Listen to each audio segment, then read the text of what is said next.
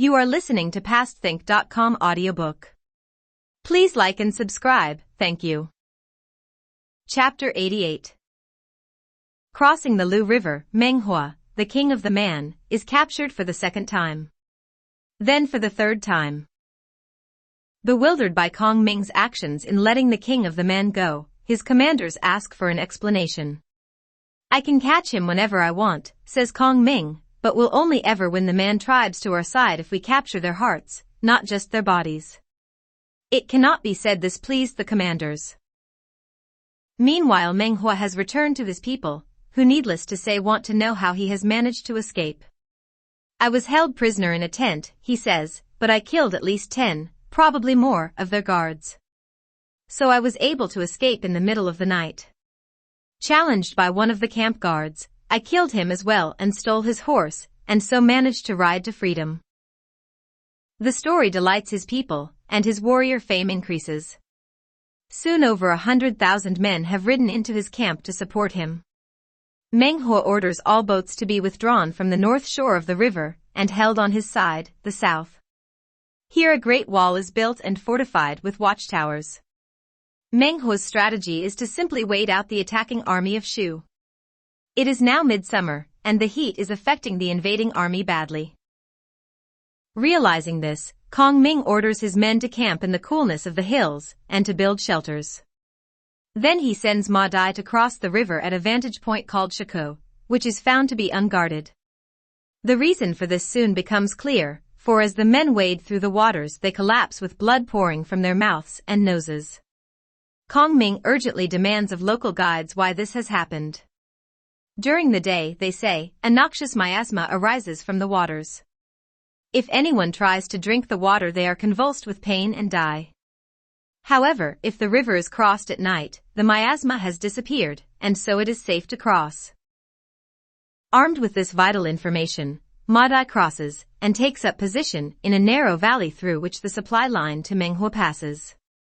Once established there, he seizes the grain supply wagons as they come through to supply the rebel tribal troops.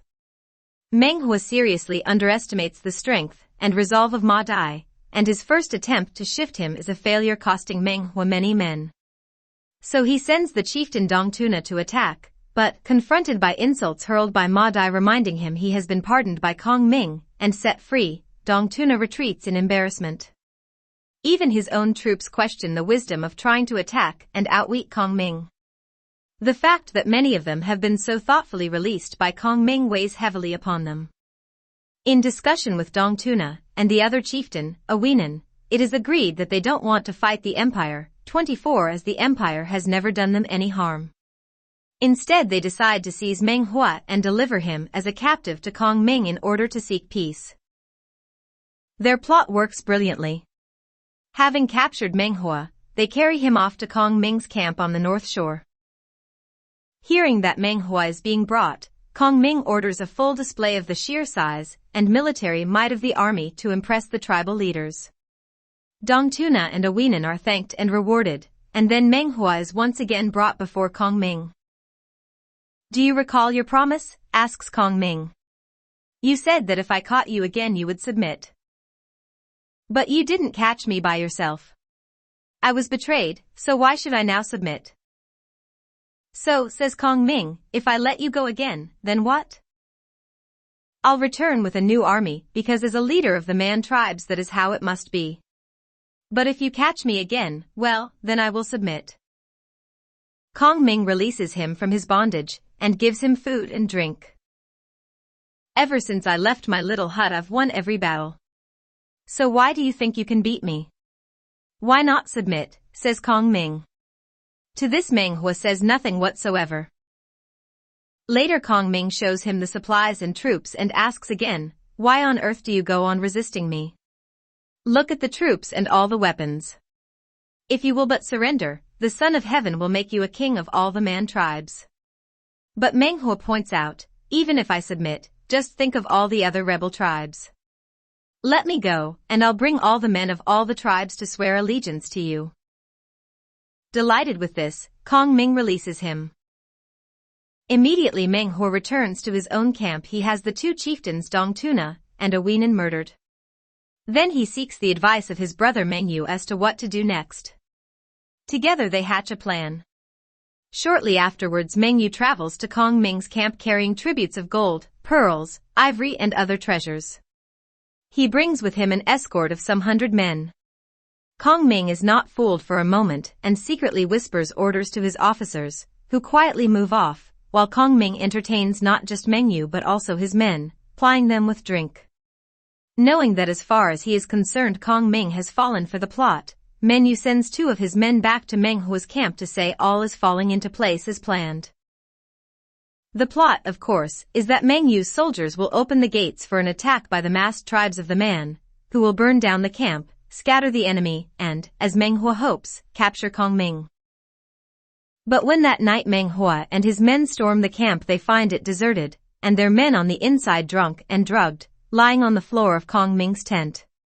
Kong Ming secretly ordered the wine to be drugged, and it has had the desired effect even on these wild mountain warriors. Of course, an ambush is then sprung by Kong Ming, and no matter which way Meng Hua tries to go he cannot escape. For the 3rd time he is captured. Most of his men surrender, and are released at Kong Ming's explicit command, and to their great relief. Once again Kong Ming asks Meng Hua to submit, and reminds him of his previous promises. I failed because you tricked my brother. If I'd come instead we'd have won. Heaven, not you, has defeated me, so why should I submit, exclaims a determined Meng Hua. Well, I'll have to let you go again, says Kong Ming with a sigh, to which Meng Hua replies, I'll go and gather my men, and let's have a proper battle. If you win that, I'll submit and never resist again. So Kong Ming lets him go, having suggested that he study properly the texts on war and prepare fully. On his way to the mountains he passes Ma Dai, Zhao Zilong and Wei Yan, who have taken up their positions on the south bank. They each warn him that this will be the end of him if he attacks again. As the poet Huzing 25 has written about this strategy of Kong Ming. For 5 months on campaign in this desolate land. Going by moonlight to the river of deadly mists. His outstanding audacity more than justifies the 3 visits. And yet despite his attacks on the Man liberty is given 7 times. Kong Ming again explains to his officers his desire to win the tribes by kindness not through violence. However, Meng Hua is full of anger and resentment. He sends gifts to the 8 tribes of the borders, calling all the Man peoples to come to his aid. Hundreds of thousands obey, but perhaps they should have noticed that when Kong Ming is informed of this, he simply smiles. So who will win? Let's see, shall we?